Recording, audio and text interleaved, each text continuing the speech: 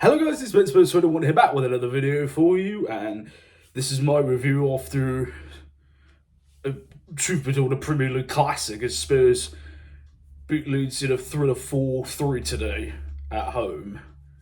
Obviously this being the last game before the mid-season break for the World Cup. Obviously, ideally we needed to come out with a win, to have some good momentum, to go just with a better feeling heading into the break, given we've had a rough patch recently. So, and I mean, took the hard road to do it, but we pulled it off in the end.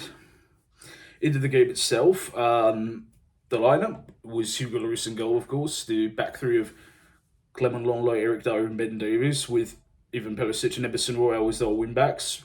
Pierre-Emile Højbjerg and Rodrigo Bentancur as the solid two men in the middle. And it was so happy to see Dejan Kulusevski and Richarlison back into the side, supporting Harry Kane as our front three. And before I get into the goals themselves, through the game, you could see how badly we'd missed both their influences. In particular, Kulusevski, who he may not have scored today, but his effort and his quality is outstanding. And I've been beating the drum since he went down. We've missed him so much, and he's going to be vital for a second half of the season. If we're to do well. Into the game itself, the common running joke has been you can skip the first half at Spurs games because nothing happens in them. Well, you certainly couldn't say nothing happened.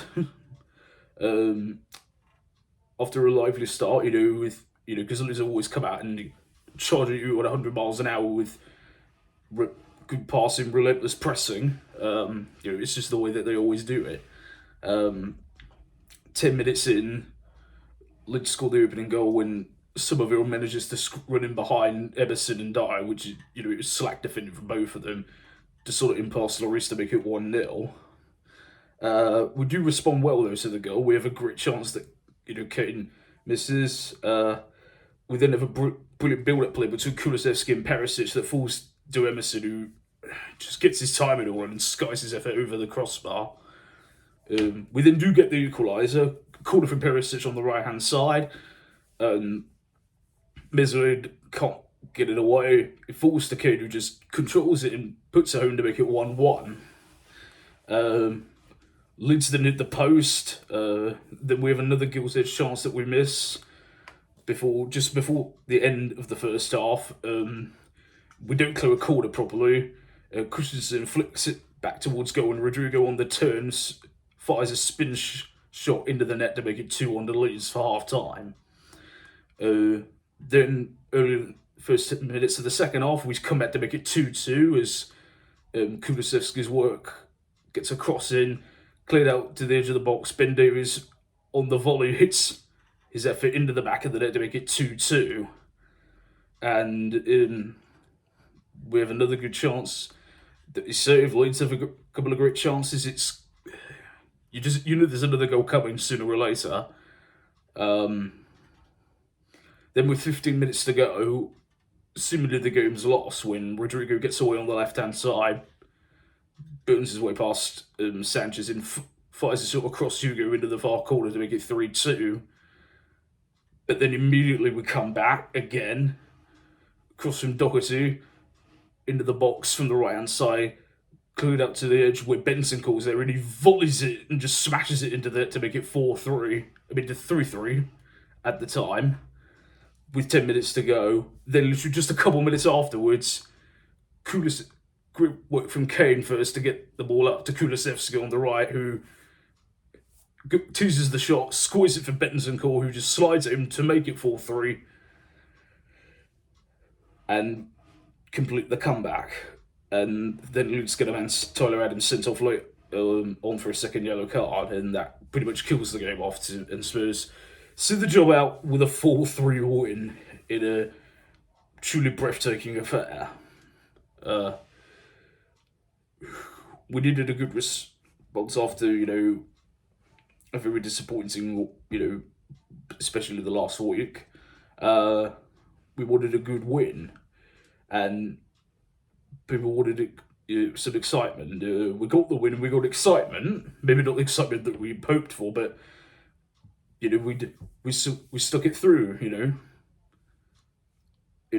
People who say this team doesn't have heart and only lose when they go behind. We were behind 3 times, came back and won it.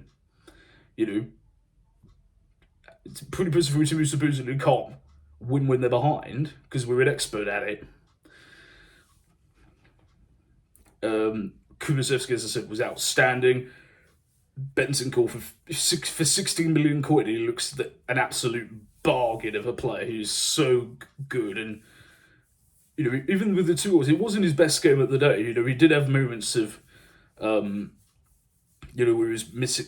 The game was sort of passing him by, but he didn't hide. He gritted in. He got stuck in, and he was there when we needed him. So credit to him. Just a breathtaking game, as I said.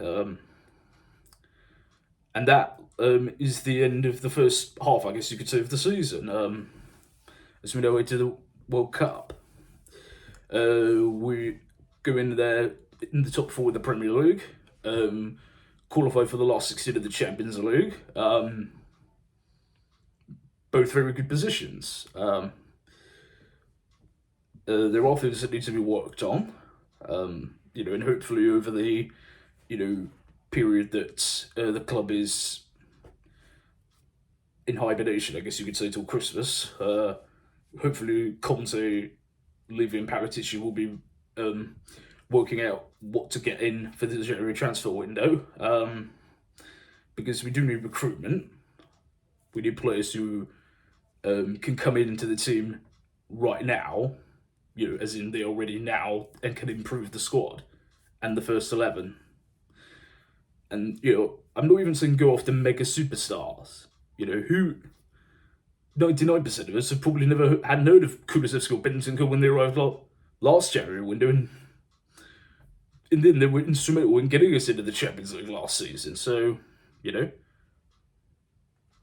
hopefully, because that's what we're going to need again, in order to have a good second half of the season, which we can do. The potential is absolutely there. It's just up to us to execute it. Anyway, guys, what did you make of that complete goal fest? What are your thoughts going forward for the second half of the season? Who should we put in January? Leave all of your thoughts as ever down in the comment section below. If you're new to this channel, hello, don't forget to click like, share, and subscribe, and turn the notifications on. That way you'll always know when a new video of mine comes out. Thank you for watching, guys. I've been Spurs 21. I will see you soon. And as always, come on, you Spurs.